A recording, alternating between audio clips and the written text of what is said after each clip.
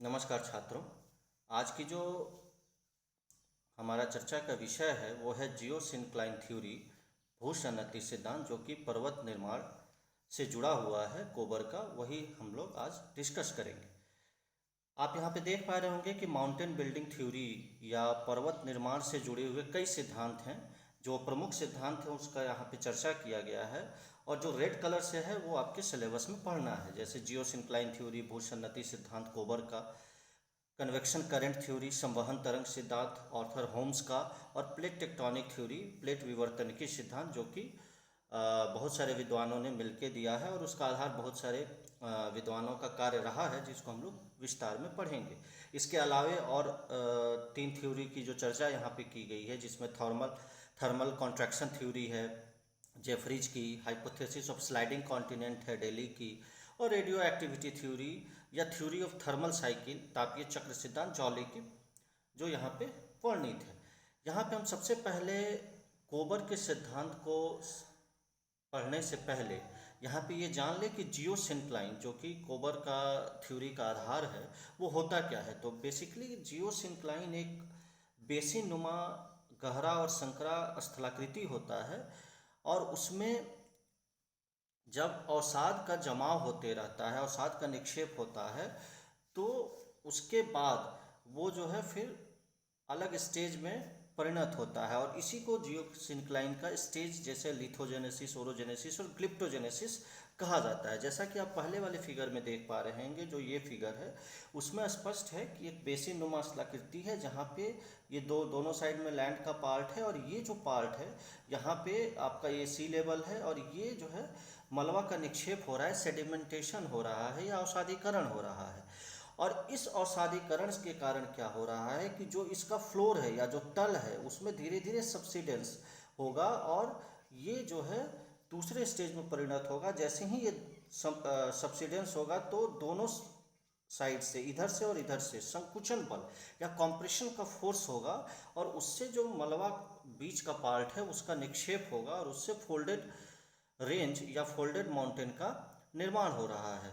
और यही क्रम आगे भी जारी रहता है, कंप्रेशन का क्रम जारी रहता है। तो ये पार्ट जो है, दोनों साइड का पार्ट जो है, मार्जिनल रेंज ये और ये वाला पार्ट, ये दोनों जो है वो उठ जाता है, और पहाड़ का निर्माण हो जाता है, और बीच में मीडियन मास का निर्माण होता है। कोबर की थ्योरी भी इसी जियोसिंक्लाइन की थ्योरी के आधार पे दी गई है।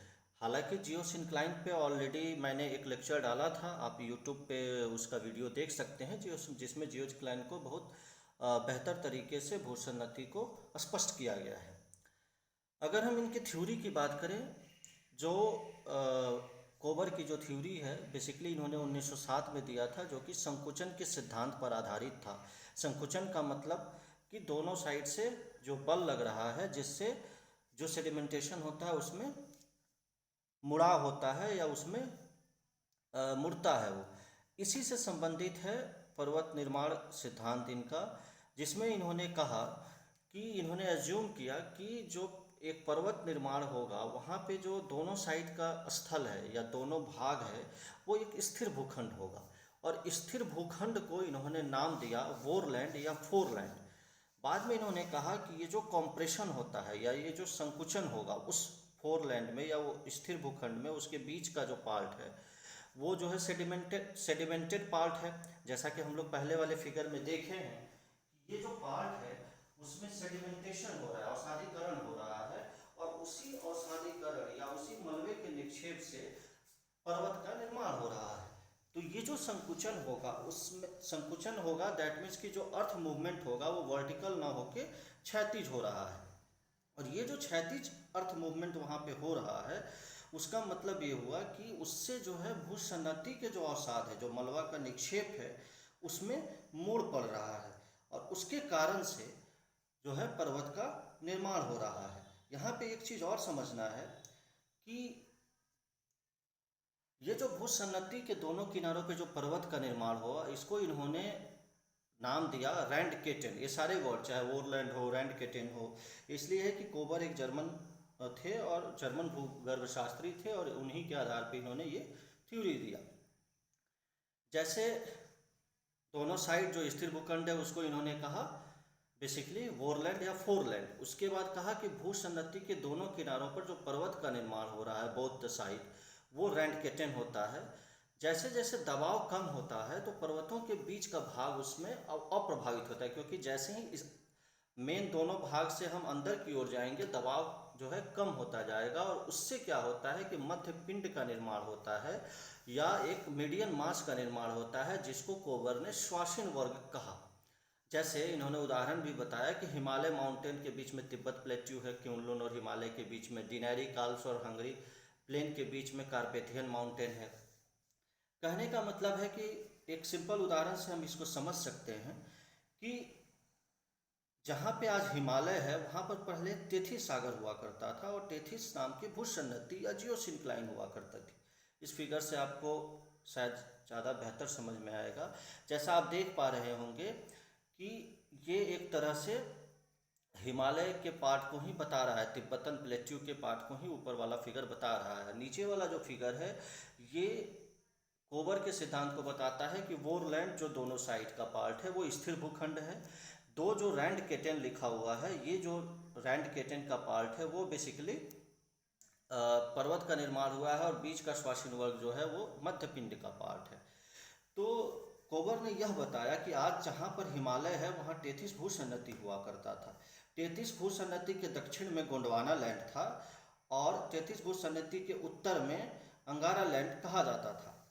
इनके हिसाब से जो ये यहाँ पे था, ये कोबर के अनुसार दोनों भूखंडों में नदियाँ बहती थी। जैसे इंडो गंगा बेसिन भी आप यहाँ पे लिखा हुआ है, आप देख पा रहे होंगे। कोबर के अनुसार जो गोंडवाना लैंड और अंगारा लैंड में बहने वाली नदियाँ हैं वो लंबे समय तक तेथिस सागर में अवसादों का निक्षेपण करती रहीं, अवसादों को जमाती रहीं, जिससे जो है तेथिस सागर की भूसन्नति में मलबा जमा होने लगा। अंततः क्या हुआ कि लंबे समय तक मलबा जमा होने के कारण नीचे में मलबे का जो दबाव था वो बढ़ने लगा, और अत्यधिक दबाव के कारण उस भूसन्नति पे कॉम्प्रेशन फोर्स काम हुआ, और नीचे अवतलित होने के कारण जो है उसका आयतन भी बढ़ा और अवसादों की भरने का जगह भी मिला।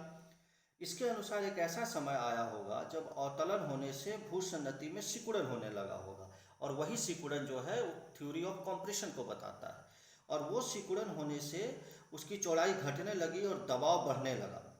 मतलब अंगारा लैंड और गोंडवाना लैंड में जो जमा अवसाद थे दोनों के बीच में, उसमें वलन होने लगा और मोड़ पड़ने लगा, और उसके मोड़ के कारण दोनों किनारों पर पर्वत का निर्माण हुआ, जिसमें एक सदर्न फोल्ड था जो जिसमें हिमालयन रेंज बना, और नॉर्दर्न फोल्ड पे क्यूनलुन माउंटेन बना।